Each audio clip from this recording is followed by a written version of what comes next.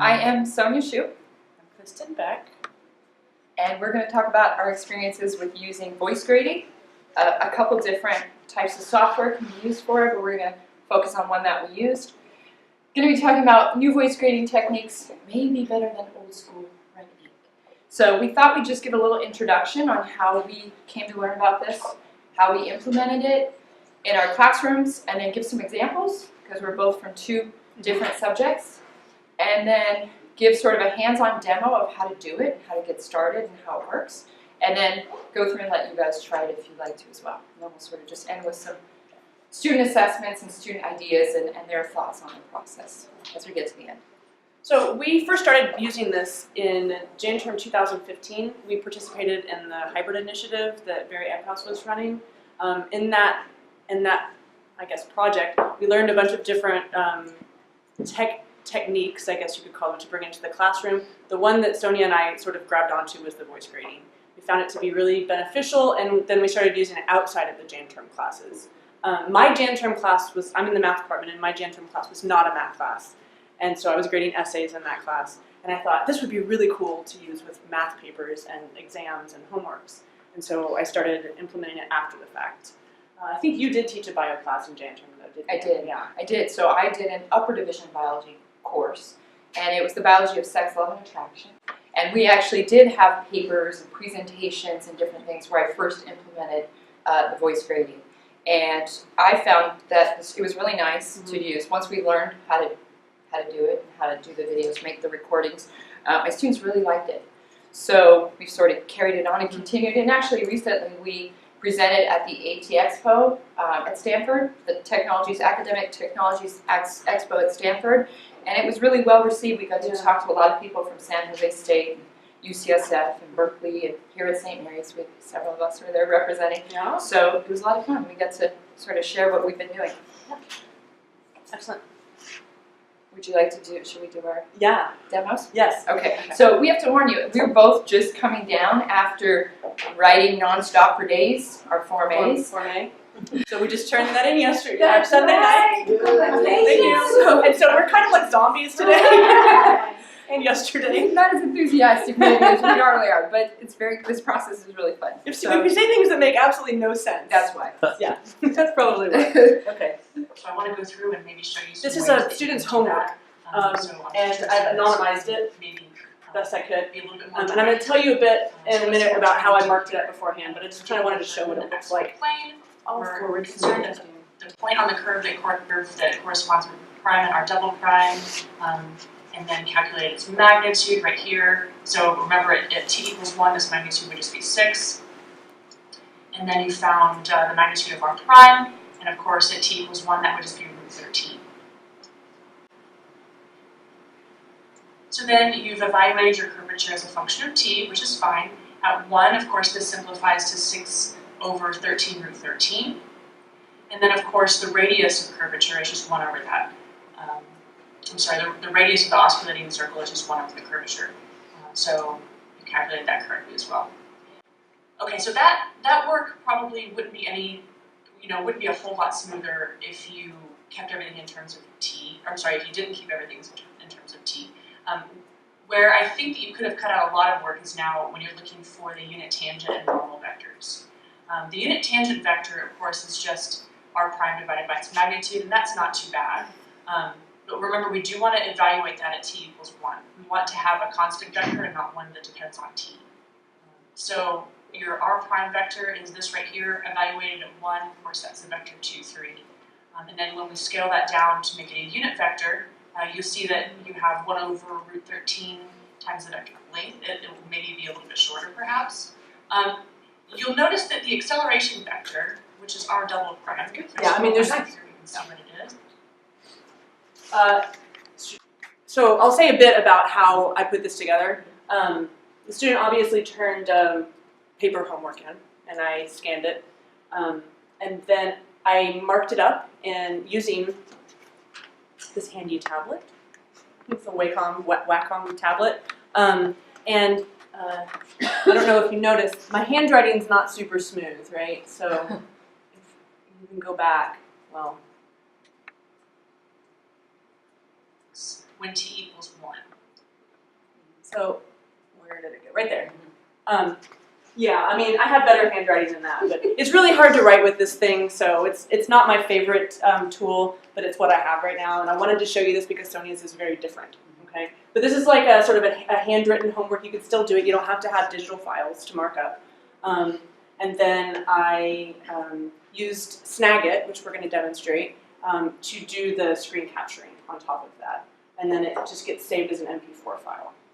I'll just pause for a second. I got permission so I can share this from one particular student. She is one of our biology students. The way I did this is I just had my students email me a Word doc or Word docx document of the research paper. And I didn't do as much fancy stuff with writing or drawing, but I just went in and I used Microsoft Track Changes function so I could actually edit right throughout the document and give comments as I was going along. And I could say many more things than I could by writing with comments. So I'm a little too wordy as I watch them back. But okay, that's enough. Just wrap it up. But they actually really liked it. So each video, MP4, ended up being about 25 to 50 megabytes. And they could open it on their phone or their tablet or their iPad or their computer. Some of them said they just opened it like they were on the bus and they would just watch the video with their headphones. So they liked the accessibility of it. So when I did it, I would just sit down. There is one element, we're going to talk about the pros and cons for both of us. But there is one thing, I couldn't just track the changes directly in the document. I'm not that good. I can't read it, think about it, analyze it, write it, speak it, be animated and excited. So I would have to do it beforehand, just like Kristen did some beforehand work before you could start your video capture. So I would read the pages of the research paper. I would annotate a little bit, where there was problems, little mentions, and that would take a few minutes. And then I would set it down next to me, and you can use a microphone like Kristen has here, or you can just talk right at your computer. For me, I was usually just right in front of my computer, so it was very easy. And then I would sort of have my comments there, and then I would start record, and then I would just track the changes. So I was kind of multitasking, right, going back and forth. And I also had to make sure that there weren't wild kids running behind me screaming, which is known to happen in my house. So silence on the set. Okay, and I was doing it at night most of the times. But once I got it all set and ready to go, I'll just play this. I have to warn you, I hate my voice. I hate my recorded voice. There's a physiological reason for that. Everybody hates their voice. But we all know what your recorded voice sounds like, so we're fine with it. You're fine with it. I don't like it. So this particular, I give them usually an intro and say, what I'm going to do, because they all had no idea what voice grading was. Even though I described it, it's hard to really imagine it until you see it. And a lot of them said, I had no idea what you were going to send me or what it involved. So I would usually describe what I was going to do at every beginning of every movie so they knew. Wait for your paper, and I'm going to track changes in it as we go along. You want to move it forward or do it? Sure, I can. I'll just move it forward. So I go through it. I say, treats, What's questions. And since I know that they're not in mitosis, that also is not right? Or not meiosis. Here you say 3 weeks during the estrus stage of the cycle, and then while remaining pre-cycle. Can you say how long? How often is the estrus? You say how long the actual cycle is, but how often did it happen? So you give the details of the cow and stuff, but it'd be nice to know how long is the entire process, how many times they cycle, how frequently, to give the details of that a little more quantitatively, because that wasn't so clear in the dog. Okay. You say in bovine cows, the estrus cycle differs slightly to that of the canine. Just in general, the statement, you should not really say slightly to that of, but slightly from that. It's a grammatical thing. Slightly from that of the canine. I couldn't help correcting that. And then, I would have put these legends right here. It looks like they're superimposed. I would have moved it down. It's going to take forever. Anyways, you put it as a legend beneath the figure, not right on top of the figure, although that could have gotten moved around in any a little format. neurotic. The legend should always go immediately next to or underneath your figure. I didn't know that. Okay.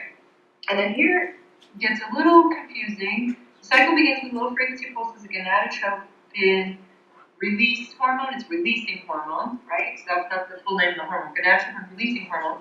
And then you see they're sent to kisspeptin neurons in the brain. That's the reverse, right? So kisspeptin neurons are upstream of gonadotropin. So I would get rid of all that. right? Kids' pepsin neurons come upstream, so get rid of that. That's Cycle pretty begins good. when the low frequency pulses get atropine. So you get the point from this, right? You can go through and what we both did in it, I think we introduced what we were going to do, and at the end sort of gave some general comments and some general feedback, and overall sort of summarized what they did good, what they can improve on, you know, their overall grade. So it was like a time capsule of the grading. Instead of getting something handed back with a bunch of red ink all over it, that a lot of times, to be honest, our students don't read or closely pay attention to very much, but they had to hear this and watch it, and they get a little summary at the end. So I think that was something that was the standard thing that we did for all of them, so they got there. And actually, I don't know, I think we both didn't ever give them like a hard copy of this, like these are all electronic files. And I asked my students at one point, I said, do you guys want like a hard, the marked up version? They said, no, we have the video right here. Right? And they watched it multiple times. So they would go back and pause it. And in my class, instead of just a research paper and this being a standalone major assignment, we also had a research talk at a roundtable session they had to do. And it was based on their research paper. So many things that I corrected and sort of said, you know, you should never do this and watch out for this. They applied those same things and facts to the research presentation. So it actually carried over to multiple assignments. It was feedback in a way that was more one-on-one and sort of interpersonal, and then they used that in other subsequent assignments. And little things that you wouldn't write, but you would say, those get captured, and I think that's what the students really learn from. A lot of times they look at our feedback, and if they can even read the handwriting, maybe they pay attention to it. But they don't get much out of it, you know, because I'll put question marks and circle things and jot some notes, but they're not really getting anything out of that. But when I speak the words, it's like they're in office hours, and I'm going over their paper or whatever it is, one-on-one with them, and I think they really get more out of it that way. Right.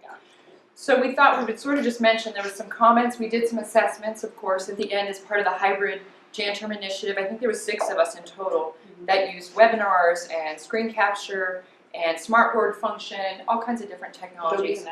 Adobe Connect, that's right, we did the webinars. So every class, we had one class a week where we would just do it virtually, and we would all kind of dial in.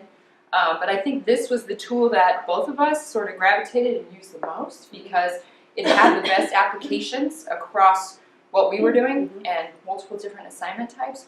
So when the students gave their assessments, both in the formal course evaluations and then just one-on-one to us and explaining how they felt about the process, it was unanimously positive. There wasn't a single negative remark. I mean, it wasn't, that was one feature actually, they would even bring that up in the course evaluations. I really love the voice grading. Felt like it was a time capsule of my teacher and my work, and I shared it with my mom. And I thought, oh, that's great, fantastic, and I watched it over and over again. So because they were more, I feel like the main element for me, it's more personal, it's more positive, and they feel like they're having a one-on-one discussion. I mean, I made mistakes throughout, and I couldn't be perfect. I know we're teachers and you see I was correcting grammar, that helps them.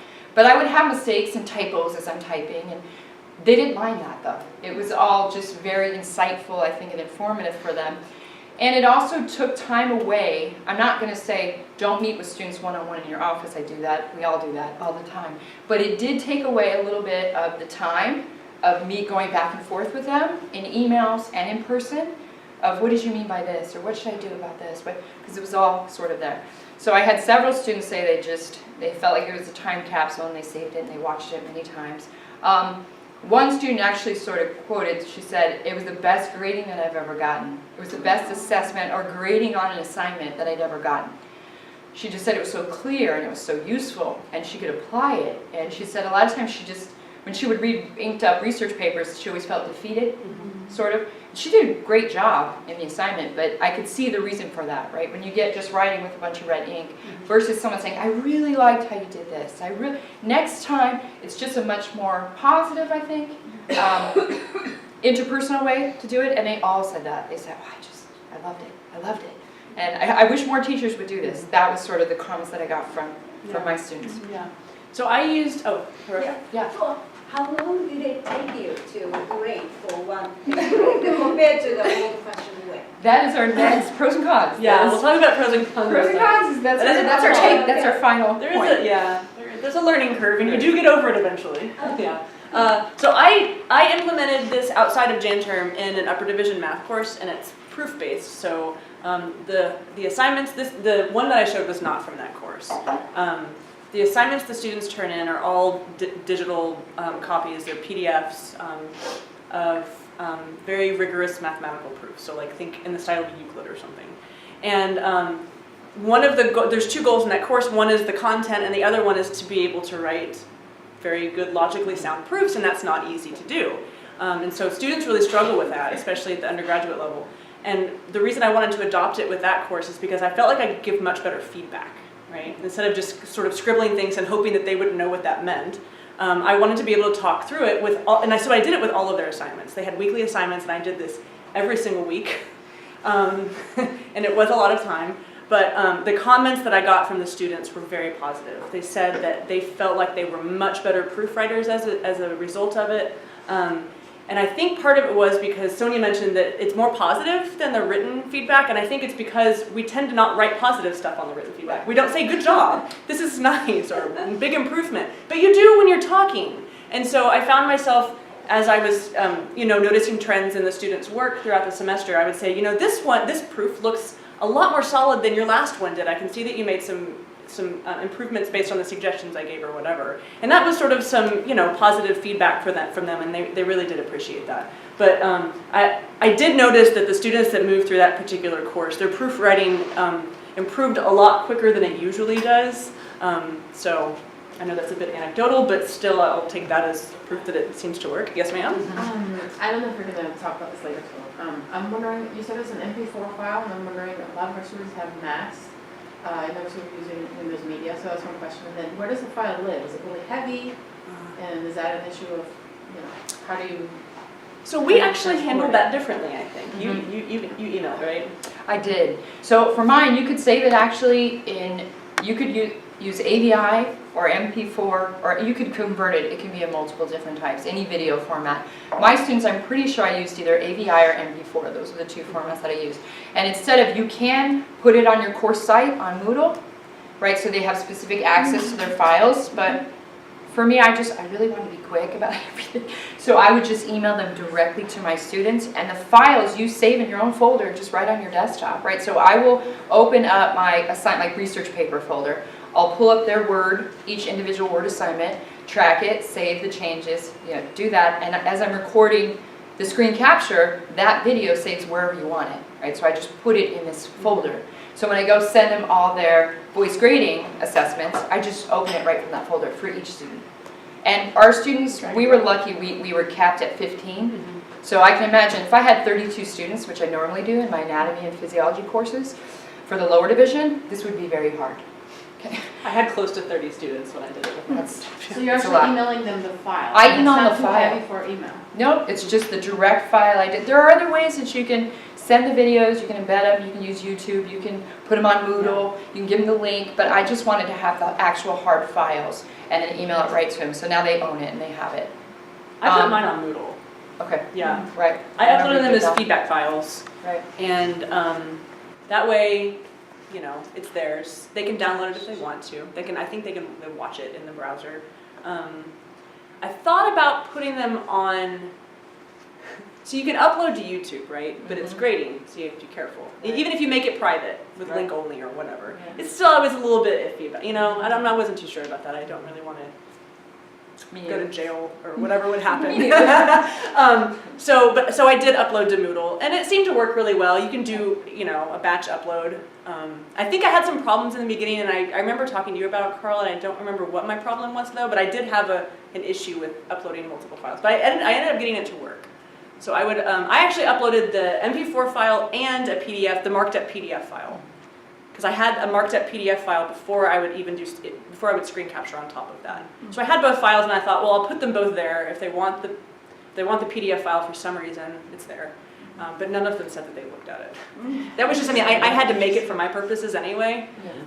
When I was doing voice grading with that class, I actually had a Samsung tablet. It was a pretty big one. It was like an 11.5 inches. And I would mark up my PDF files on that. I liked it a lot because the stylus was very smooth. The writing was like my own handwriting, and it happened in real time. There was no lag. This thing is, I don't like it as much, but my tablet was stolen, and so I don't have it anymore, and when I get another one, you know, I'll use it, but in the meantime, I'm using this. Yeah, but the file sizes are, yeah, you can email or upload. Yeah, most of my file sizes were about 25 to 50 megabytes, so it does take up a lot of space. You do have to put them somewhere and have it sort of in that folder so you can easily access them. But the students didn't experience any problems or glitches or trouble opening them, even if they saved them. Many saved them, I'm pretty sure all of them saved them. Like they would save it to their device, yeah. Did you ever use video, like comment or grade on a video? You can. You can, but I have not. I have not, but you can do that. Yeah, you can use lots Someone of did different. that. change Peter Freund the- did that, I think. You're right. It doesn't change the Mhm. format or Yeah. how big the file it will be if we are. Oh. No, I don't think so. I don't think so, because all it's doing is capturing your screen.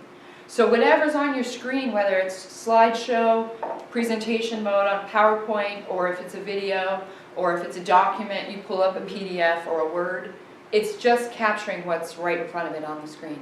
So it's not taking, it doesn't take into account the size of that file. It doesn't matter, it's all the same, right? It's all right on the screen. So really what determines the size is I found if I was real chatty and I went over 10 minutes, then I got upwards of 50, 60 megabytes. But I stayed under 10 minutes, then I was right about 25 to 50, which was fine. And it's best to keep it down Sure. anyway. Right. Yeah. Right. What about saving it to Google Drive? Did you guys try that? I thought about it. I thought about having an individual folder for each student that only that student and I shared access to, and then dropping those files in there. And maybe next time I do it, I'll do that instead, so I won't have to mess with Moodle, because then they can go grab the files if they want them.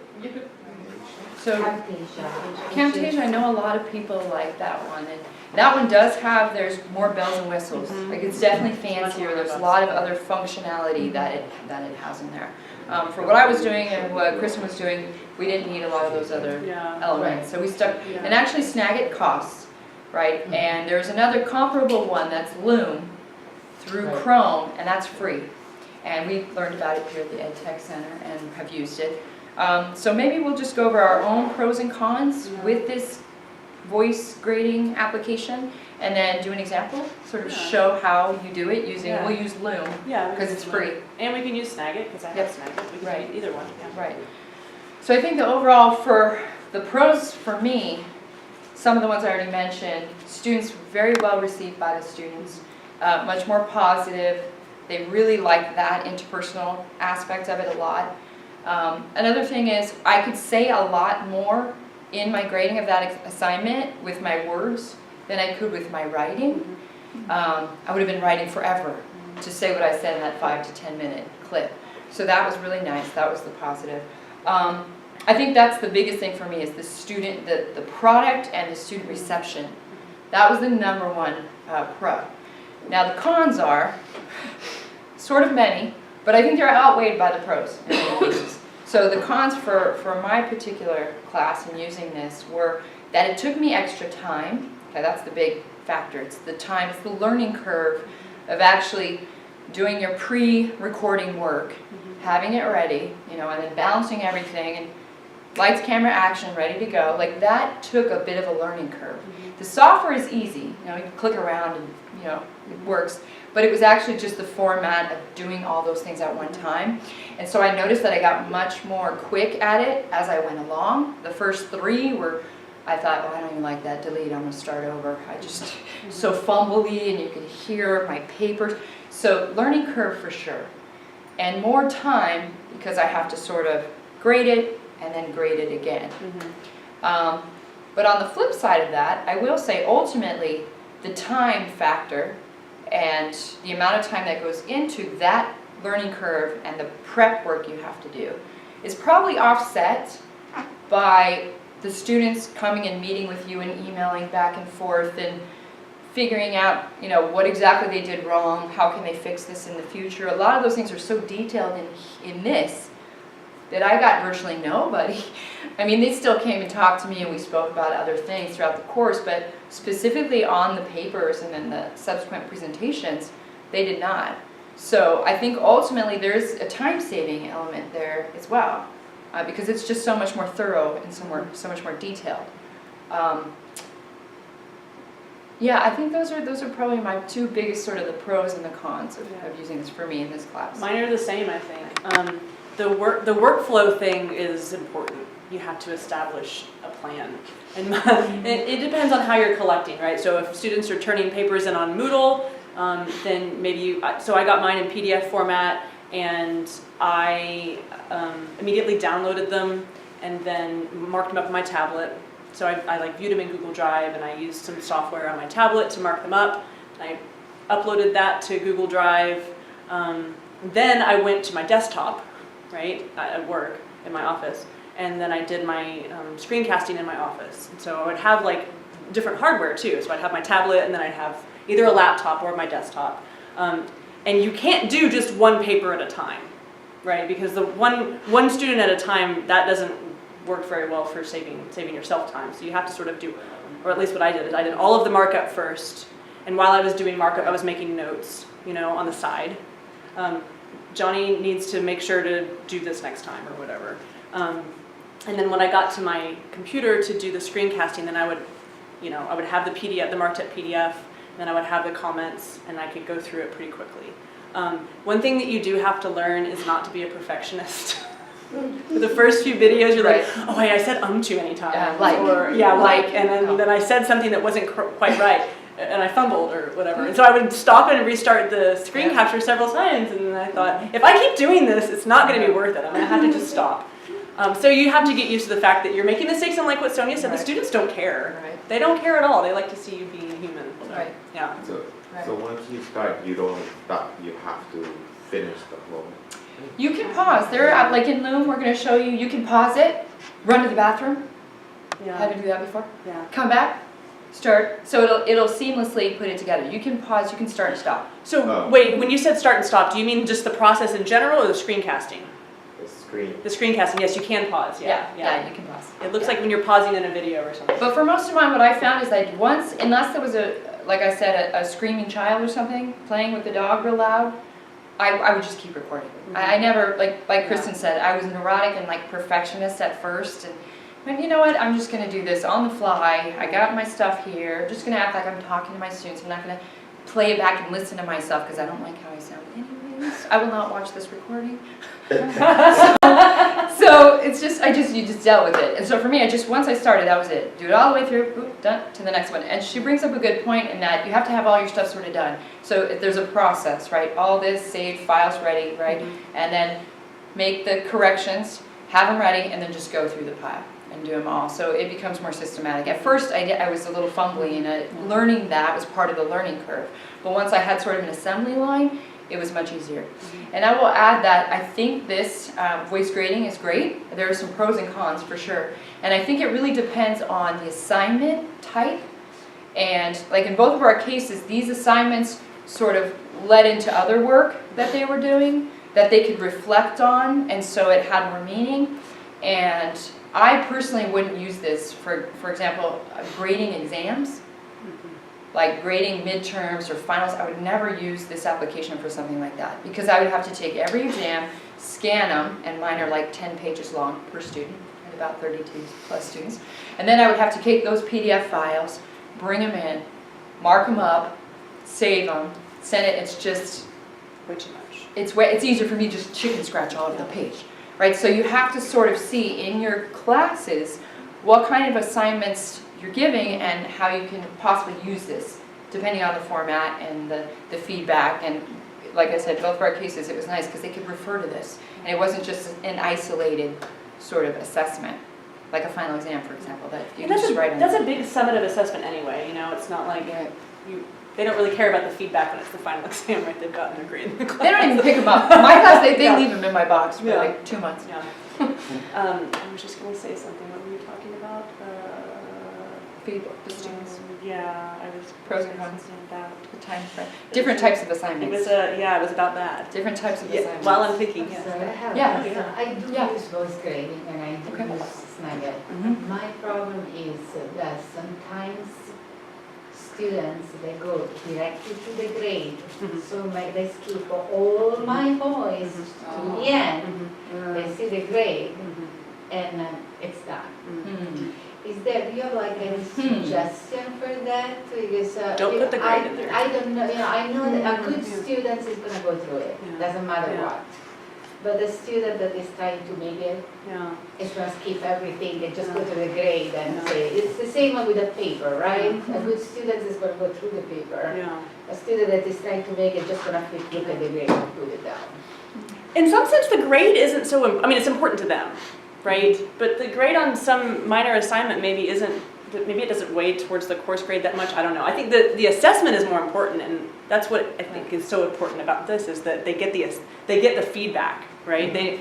Even if they don't see what the grade is. And I decided the next time I do it, I'm not even going to put the grades in the audio at all. It's not about the grade, it's about the feedback. And for me, the way I sort of set it up, and I was using it for the first time when I did it during the Jan term course, I sort of set it up and I hyped it up a lot. I really said, this is just a cool way to grade. You guys are going to love it. Listen to it. It's a recording. It'll be a video. So you don't have to do anything. You don't have to sit there and read. You could just sit. And so I sort of sold it. Like, if I'm going to put all this work in, these hours and hours of work, you better watch what I send you. So I said, it's easy. Just breezy. Just hold it on your phone. And the feedback that you're going to get is going to be really important because it's going to help in realizing what you did wrong and right in this assignment that's going to carry forward. So watch the whole thing. It's very cool. It's new. This is cutting edge. A lot of people are not doing stuff like this. So for me, I didn't have every single student watched every single video. And they made comments and they asked me about certain stuff. So I know that they really watched them. I did do the grades at the end because I have a little rubric. You did this grade, you did that, and I just typed it right on there, and then they get to see their final grade at the end. But I think the way that I sold it, maybe, and have sold it since then, and kind of saying it's a very cool thing, and all you have to do is watch it. It's just a video. It's going to really help you, and it takes me time to do it as well. So I don't know, but you can't make them, obviously. Sometimes that's all you can do. So for time, maybe we were going to do a little demo and just pull open Loom, which is the free screen capture software, and we have it. So if you use Chrome, which I imagine a lot of people on campus do, I've already added this, but Sonya told me about this. It's a free screencasting app or extension for Chrome. I've already added it, so we don't need that anymore. But it's pretty nice because it puts a little icon up in your toolbar, and you just click on it whenever you want to start screencasting. And so so it has this little bubble, which is nice. So anything that's in the browser, you can cast. Okay, so as soon as you go outside to a PowerPoint file or something, no go. Oh well, I shouldn't say. You can still cast, you just can't have the cute little bubble with your face in it. Okay, so if you care about that. So you would just click Start Recording, and then it's going to ask you whether you want the entire screen or a particular application window. If you want the bubble, it needs to be in Chrome though. So it's going to give you a countdown, and now it's recording. It's recording. And so and notice you can pause. So pause is right there. So we pause. We can walk around, go to the bathroom, do whatever, come back, start it back up again, and now it's playing again. We can even go to different windows inside the Chrome browser. But as soon as we go outside, like to this PowerPoint, oh wait, notice we're on the Chrome screen and it doesn't seem to like it. So note to self. But as soon as we go like somewhere else to a different window, there's no bubble. So if you want to keep the bubble, you have to stay in Chrome. And then you can type in here and mark this up or whatever. And then you stop it. Oh no, I hit X. She X'd it out. I X'd it out instead of clicking the check mark. So the X means I don't want it anymore. So we have to re-record. Yeah, whatever. But so what you want to do is just save it. It'll save it. There's a video section. It says My Videos, the tab, and it'll just put it right in your videos. So the reason for the Skype little face bubble, for what I did previously and what Kristen's done, we didn't really want our face. We didn't want our students to see our face and our talking. Like, that was not essential. We wanted them to focus on exactly what we were saying and doing. But for something I'm developing right now, and I'm going to be using in lower and upper division biology courses, is to do intro, like introduction sort of slides, lecture slides. And I'm going to use PowerPoint to get across some basic fundamental concepts and review before the actual classes. And I want to have the face bubble because I want to be able to talk to them and do gestures and make them feel more like they're watching a little mini lecture, 10 or 15 minutes, before coming to my class. So that's what I'm in the process of doing right now. So that's why I sort of want the bubble. So we played around with this a lot, and we found that you don't have the face bubble if you leave Chrome. So if I go to my PowerPoint files, like in Snagit, and like you go to your presentation mode, you lose the bubble because your presentation mode takes up the whole screen. But if you're in Chrome and you bring in Google Slides, bring your presentation as Google Slides, then you can have the face bubble and you can advance through your slides just like you're giving a presentation, and they can just open it up again as an AVI or MP4 file, and they can watch it. And then they come to class, and for me, the goal for me with this is to free up some class time, have them introduced to the overall concepts and major principles, and then when we get in class, we can do more discussions and more interactive work and just have a little bit more time. So this is what I'm doing going forward. I'm going to do little video intros with my face bubble on there. And I just thought of what I was going to say a minute ago. Oh, great. Wonderful, it all came back. When Sonya was saying you should choose your assignments carefully. Oh, And you should not grade a long exam with voice grading, but what I did do with exams was I wrote up my own solutions, and then I went through them. I screencasted my own solutions and talked through them. So that way the solutions didn't have to be really thorough. I could just put basic stuff. But I made a screencast of it, and the students could, instead of looking at the solutions, they could sort of just watch me explain it, like they were in office hours. But the idea is you hope that they don't need to look at the solutions very carefully. You hope that they know how to do them before they take the exam. That was to catch the other ones. Yeah. You know, one thing about Loom, if you go back to the Loom website there, Loom automatically records it, and you could just share a link, so it's already there. And then two is you can actually require or request that your students make a comment. So they can make a comment on there and it will stamp it. So you could just say, hey, I want you to look through and give me 3 comments as to, you know, whatever, you know, if you like it or if you didn't or whatever. And then that would actually be time stamped and recorded. Yeah. That's a good idea. And you can ask for specific comments, you know, like specific things you want to hear from them about the assessment. That'll let you guarantee that they actually had to read it to make those. And then Good idea. right underneath the screen, you could actually like that the lock icon. Oh, yeah. So that Permissions. lock icon, you can make it and just Right. you know share it specifically with that student. Right. And then you could copy the link, send them the link, or put the link. Password. You Yeah. can password Yeah. protect it, Yeah. so it makes it confidential. Yeah. Right. It's nice. You can- So there's a lot of different ways that you can save it and send it. This part, but thank you. Yeah. Sure, thank You're you. welcome. You know what, we will give a little Yeah. shout out before everybody goes for Hiroko Nakano Yeah. and inviting us to Yes. CTLS, and also the Ed Tech Center. Ed Tech Center. And also the Ed Tech Thanks, guys. We appreciate everything you do.